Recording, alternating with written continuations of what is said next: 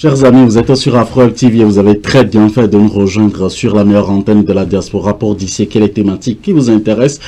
C'est nulle part ailleurs, c'est sur votre télévision en ligne depuis les États-Unis, Afro TV. Abonnez-vous à notre chaîne YouTube, vous qui nous suivez sur notre chaîne YouTube en ce moment. Merci infiniment de votre fidélité sans cesse renouvelée. Nous sommes aujourd'hui avec Monsieur Gilles Normand depuis New York qui nous honore de sa présence. Merci à vous d'être avec nous. Et ainsi que nous sommes avec Monsieur Léandre Apom, défenseur des droits de l'homme et activiste politique. Vous aussi, vous pouvez contribuer de près ou de loin en composant le plus 1 319 462 89 79, numéro ouvert à toute la diaspora, également appel par WhatsApp. Vous serez toujours la bienvenue avec vos idées. On aborde la seconde partie concernant la fédération du Burkina, du Mali et de la Guinée, où on voit la CEDEAO s'y opposer.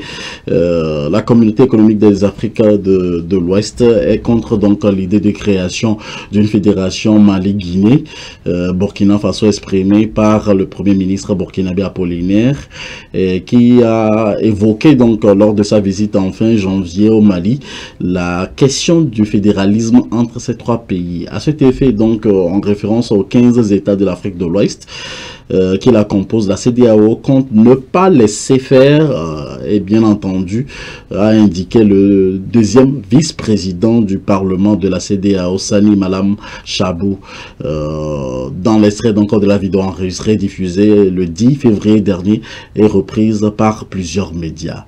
Monsieur Léandre Apom, votre première réaction? Oui, je crois que c'est une initiative que je salue à plus d'un titre, parce que si cette idée est née, c'est pour deux raisons. La première, c'est que c'est l'échec de, de la CEDEAO qui a amené cela. La deuxième raison, c'est les sanctions contre ces trois pays. Et finalement, ils se décident, ils sont trois, de se mettre ensemble. On dit que les oiseaux de même plume volent ensemble. Alors, ils ont un destin commun. Ils se mettent donc ensemble pour renforcer leurs actions afin de se libérer de ce carcan qui est la CEDEAO, qui a toujours échoué. Et donc, cela montre le patriotisme au niveau de ces autorités maliennes, burkinabées et guinéennes. Et je remercie Apollinaire Joachim. Et il a un nom compliqué, je ne sais plus comment bien prononcer son nom, De qui est Tambela. de Tambela, qui a eu cette idée, donc, de créer une fédération. Ce Burkinabé qui a eu cette idée donc de créer cette fédération et qui a automatiquement, qui est tombé avec l'assentiment des d'autres autres pays, le Mali et la Guinée, et qui rapidement ont convoqué une réunion tripartite entre la Guinée, le Mali et le Burkina, et qui déjà sont en train de jeter les bases de cette fédération naissante. Moi, je ne prierai que pour que cela soit une réalité. Et si cela réussit, j'ai la ferme conviction que d'autres pays vont petit à petit se joindre à cette union qui se met en place. Et c'est sans étonnement que la CEDEAO donc, soit étonnée et s'oppose. Et vous, monsieur Gilles Normand? Oui, merci beaucoup, M. Moïse. Merci à Léandre. Je crois que Léandre a déjà dit beaucoup de choses sur ça. Et effectivement, nous tous, on a compris que bon, c'est un échec. C'est un échec, une démission d'avance de la CEDEAO elle-même, puisque une fois que ces chefs d'État du Niger, pardon, je parle de Burkina, du Mali et de la Guinée sont sortis, et on n'a pas vu le support réel de la CEDEAO à leur endroit. C'est déjà un échec. C'est déjà un échec. À partir de là, moi, ce que je veux dire, mais aujourd'hui, et puis vous sanctionnez ces gens-là, mais aujourd'hui, ces gens-là que vous sanctionnez, ils décident à prendre leur destin en main Vous ne voulez pas ça aussi. Ou vous êtes des sorciers, des sorcières, ou bien vous êtes de quoi? Des, des, des mendiants, parce que quelqu'un vous dit, bon, ne le laissez pas faire, et vous ne le faites pas. Ça, c'est toujours contradictoire. Ce que si moi je prends le problème de l'Afrique, toujours des contradictoires partout. C'est comme on fait quelque chose et en même temps on ne voit pas, on ne voit pas le poids, l'inconvénient de la chose qu'on fait, que nous faisions nous-mêmes. Vous voyez, c'est là la gravité de la chose. Est-ce que ce qu'ils sont en train de faire, est-ce que c'est contre l'Afrique, c'est le mal de l'Afrique ou c'est le bien de l'Afrique? Posons-nous la question. Et si c'est le bien de l'Afrique, pourquoi ne pas aller vers ces gens-là? Par contre, ce que nous, on nous dit de faire, c'est contre nous-mêmes, contre l'Afrique. Vous voyez? Donc, est-ce que nous disons notre Congolo, moi je ne comprends pas franchement ce que nous faisons en Afrique.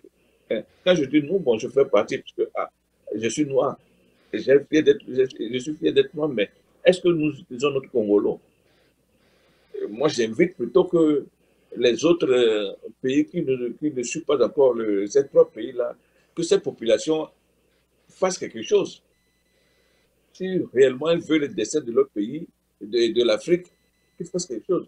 Et je profite aussi en même temps de l'occasion pour dire à tous ces panafricanistes qui sont aujourd'hui de partout, de profiter de l'occasion de continuer à donner des conseils, à donner. Moi, bon, de toute façon, je suis dans un groupe où bon, de temps en temps on discute avec. Moi, je suis très, très, très, très, très partant pour ce chef d'État. Tout d'abord, au départ, bon, je les trouve qu'ils ne sont pas très mûrs, mais quand même, ils utilisent vraiment leur intelligence. Pourquoi je dis cela? Ils ont choisi des gens clés ou des postes qui pourront faire du travail pour eux. Déjà, quand on voit M. Jean-Cher Apollinaire, c'est quelqu'un que moi je trouve que c'est génial. Il est génial. Il fait de bon travail. Et il ne le fait pas juste pour le Burkina. À chaque fois, quand il parle de quelque chose, il parle de l'Afrique et il parle du Burkina. Et n'oublions pas que ces trois pays, le Guinée, la Guinée, le Mali et le Burkina, c'est les trois pays qui sont des pays pivots de Soudiata Keita.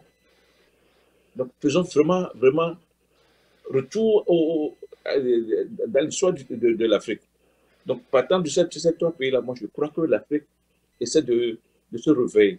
Et si le reste de ces pays, et j'en suis sûr que certains pays vont se réveiller encore bientôt, vont les rejoindre. C'est à partir de ces trois pays-là que l'Afrique va quand même réussir à faire de son histoire. Merci. Alors, on a constaté également l'absence de ces trois pays dans le 36e sommet qui se tient à Addis Abeba et ce samedi et demain. Aujourd'hui, ils ne font pas aussi partie donc de la CEDEAO. Quel est l'avenir donc de ces trois pays, le Mali, le Burkina et la Guinée? Est-ce qu'ils peuvent juste avec leur collaboration parvenir à leur fin? Monsieur Léandre Apom. Oui, ils ne sont pas effectivement là invités, ils ne sont pas invités à ce 36e sommet, mais ils ont quand même délégué des gens au niveau de leur diplomatie et qui va plaider pour leur réintégration à cette union. Et qu'ils vous souviennent qu'ils ont fait un plaidoyer et le 10 février passé, ils ont demandé qu'ils soient réintégrés à la CEDEAO et à l'Union africaine. Donc, ils profitent donc de l'occasion de ce 36e sommet également pour réitérer cette demande d'adhésion. C'est en même temps pour faire comprendre aux chefs d'État africains que eux, les trois, ils sont toujours prêts à collaborer pour une Afrique plus forte. Voilà pourquoi ils font cette démarche pour demander leur retour à l'Union africaine et à la CEDEAO. Il revient donc au Conseil donc, de l'Union africaine ou de la CEDEAO d'accepter leur demande ou pas. Et s'ils le refusent, parce que c'est un dilemme, c'est un os dans la gorge donc, de ces chefs d'État africains. S'ils refusent à ces trois pays d'adhérer à l'Union africaine, de revenir à l'Union africaine et à la CEDEAO, alors ça leur donne la force de renforcer leur idée de la fédération, tout simplement. Donc, je crois que c'est un piège tendu à la CEDEAO et à l'Union africaine. Si ces deux institutions leur refusent le retour, alors ils ont une bonne raison de se mettre à trois ensemble. Donc, je crois que l'Union africaine, à ce 36e sommet, doit prendre la mesure de ce qui se passe et de trouver la solution idoine pour contenter ces trois pays, la CEDEAO, ces trois pays, le Mali, le Burkina et la Guinée, ou de jouer au jeu de l'Occident et échouer et favoriser donc la mise en place de cette fédération. Donc c'est à eux de voir, sinon la fédération est en marche, quelle que soit la décision que la CEDEAO et l'Union européenne vont prendre. Alors, vous êtes sur Afro-Web TV. Nous avons également une dame en ligne. Elle pourra parler anglais comme français. So, you are streaming right now on Afro-Web TV. You are listening to us. So, hello. Hello, good morning. Good morning. How are you doing today? I'm doing good. Thank you for your platform and to help us to share whatever is going on in Africa. All right, thank you.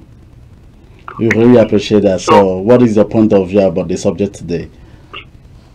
The debate you having about some country want to get together beside the CEDEAO or ECOWAS. The problem is we're not seeing any result from the ECOWAS. There is no result. It's very sad news that if you are scaring, you are scattered around. You're not one. You're not making it different. But when you get together, like you say, you take a broom. When you take a broom, it's one single a piece they put together. It become a broom. So the whole ECOWAS can make a difference because we have so many. So every country has so many military people. Like when we take Ghana, we take Togo. The army is too much. So many people, and now we don't know what they're doing for the country. Besides that, they say there's a war here, they send maybe 200 people there. That the whole army in Togo, what are they doing? What they're doing to the population? Let me give you one example. Go ahead. They were flooding for 3 or 4 years ago. And there are some region or some, in the capital, there are some area that the flood affected. Up to today, they never give a battalion or like 10 people, this area, can you watch over? So people, there are some area in the capital today that become ghetto. There are some burglar, they're taking people's windows, people's gates, anything. Some people house become a latrine for like people, the children who are in the streets. It's because the army is failing to protect their population. This same army, we got million in every country. They are eating. They're not even cultivating anything. If we say like we have 5 camps, right, in one country. Each camp, one has like okra, one has onion, one can plant maize, one can plant green beans. When the season comes, then the population will buy those crops from them. Then we know they're doing so, they're contributing to the development of the country. We have so many people in the army, just one person in most of the countries, which is not a development for our continent. We are always going behind when people are going forward. We are welcoming the Chinese now to do this for us, and we are sitting back. Africa will be always behind if we don't pay attention. All our resources have been digging from people who don't have gold. They are #1 in gold in everywhere.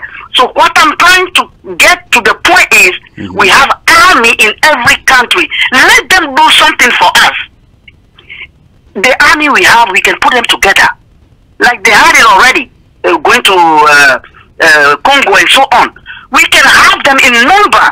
And the money we are spreading, selling in other countries, they can put it together. And they can fight those Boko Haram or whatever we're calling them, because the field is empty. like the Sahara. How people develop Dubai? How did they come up to develop Dubai? We can develop our Sahara desert to be something positive for Africa so our youth can work over there.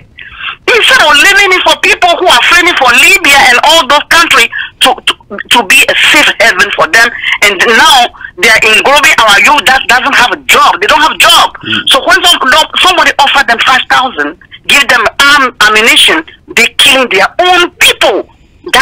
They don't have the knowledge. We have to educate them. We have to educate our youth. First, they don't have a job. So what do? When somebody come and give them food, they follow that person. They're trying to do the best too.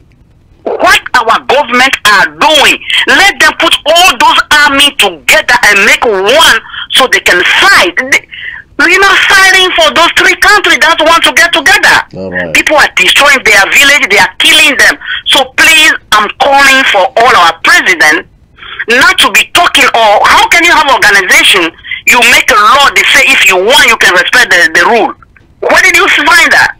In ECOWAS, when they say we have only 3 terms or 2 terms, the law is if you want, you abide with it. If you don't want, you don't abide. So what kind of organization is that? That's why the ECOWAS is now working. If they don't think about it, it's not going to work. So they have to come together, please, to help those countries. They are suffering. They are killing their people every day. So our army, you see them only in the street collecting money from the population. All the border, they're collecting money. They're not doing anything in the country. Please, let Africa think twice and move on. Thank you very much. Thank you for calling us today. That was grateful for having each one of you. And you can just call us most of the time on 319-462-8979. Thank you. Thank you very much for your help. You're welcome. Alors voilà donc l'avis donc de notre chère téléspectatrice. Nous sommes une chaîne bilingue, vous comprenez vous aussi. Cette intervention de notre maman des coups de cœur au cours donc de cette émission. Alors la question dernière ou la dernière question que je voudrais poser à nos invités de ce jour, Monsieur Gilles Normand, dites-nous, est-ce que sans le Burkina, le Mali, la Guinée, qui ont des liens étroits aujourd'hui avec la Russie, la CEDEAO pourra entretenir de très belles relations avec tous les pays de l'Afrique de l'Ouest et faire face promptement à cette question de sécurité qui prévaut aujourd'hui? Dernière question pour terminer cette émission, Monsieur Gilles Normand, et votre mot de fin. Oui, tout d'abord, moi personnellement, quand on parle de ces 3 pays-là, je n'aime pas trop qu'on les rallie avec l'Union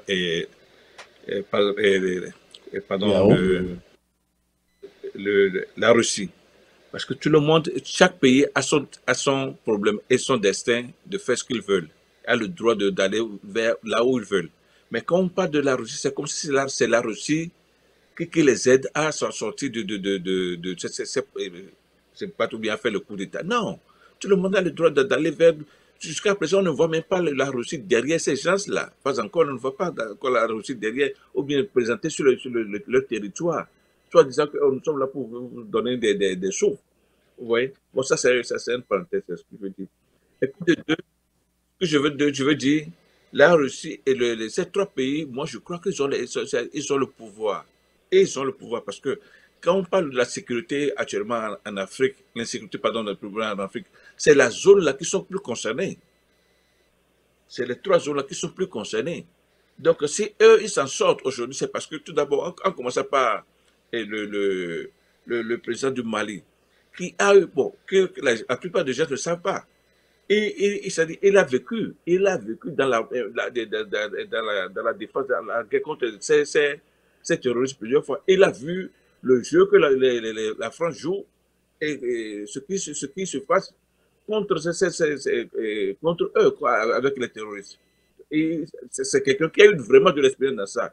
Moi, j'en suis sûr que si, dans peu de temps, dès que comment il s'appelle encore, et il va finir on va faire au moment où le Mali serait complètement stabilisé, on va faire les élections. Je crois que ce monsieur a beaucoup de choses à dire et à donner de la France que nous ne savions pas. Et connaît beaucoup sur l'enjeu de la France sur le Mali. Ça, c'est le second point. Ça aussi, c'est ça qui donne l'impression aujourd'hui. Quand vous parlez que bon, est-ce que ces pays vont suivre, moi je te dis en même temps que ces pays suivent très bien. Il y a les pays qui sont toujours encore membres de la CEDEAO, qui soutiennent ces États, et dans l'obscurité qui les soutiennent, financièrement comme et militairement, ils les financent. Alors, de qui voulez-vous parler? Oui, pardon? De qui voulez-vous parler exactement? Je ne sais pas de qui tu veux parler. Vous le savez, tout le monde le sache. Qu'il y a beaucoup de pays qui sont derrière, qui sont toujours membres de la CEDEAO, qui font du jeu avec un pied dehors. Mais de toute façon, je sais que dans peu de temps, beaucoup de pays vont sortir de la CEDEAO. La CEDEAO est en train de s'effondrer. Elle est en train de s'effondrer. Hein? Donc, ces pays-là, ils vont donner un nouveau souffle à l'Afrique. Ces trois pays-là, ils sont en train de donner un nouveau souffle à l'Afrique qui va donner vraiment de l'histoire, comme je le dis, l'histoire réelle de l'Afrique. C'est maintenant qu'on doit commencer à écrire l'histoire de l'Afrique à travers ces trois pays, sincèrement. Donc, pour moi, je ne vois pas que ces trois pays souffrent ou bien ils ont des difficultés à survivre. Parce qu'il y a des gens, il y a des pays qui sont derrière eux. Et j'en suis sûr qu'ils vont aller jusqu'au bout. Merci, M. Gillenormand. Monsieur Léandre Apom, nous sommes à la fin de cette émission concernant la fédération, le Mali et la Guinée, des pays frères, et véritablement, toutes nos pensées à tous nos frères guinéens, burkinabés, maliens, aujourd'hui qui sont face à ces grands défis. Que pouvez-vous dire pour marquer la fin de cette émission? Merci. Je dirais que une nouvelle page de l'histoire de l'Afrique est en train de s'écrire au Mali, au Burkina et en Guinée, tout simplement. Et moi, j'inviterai la jeunesse africaine et les peuples africains à soutenir ces trois pays-là qui sont en train donc de marcher avec des pieds géants pour l'autonomisation, la détermination de l'Afrique. Et beaucoup de pays vont bientôt les rejoindre et nous allons prier pour que cela soit une réussite parce que notre avenir, l'avenir de l'Afrique en dépend. L'union fait la force. Si nous sommes unis, nous allons combattre et nous allons pouvoir regagner, nous allons pouvoir reprendre l'Afrique aux Africains parce que l'Afrique aujourd'hui n'est pas entre les mains des Africains, c'est entre les mains d'autres prédateurs et surtout occidentaux qui ont besoin donc de nos richesses, de nos ressources pour s'enrichir.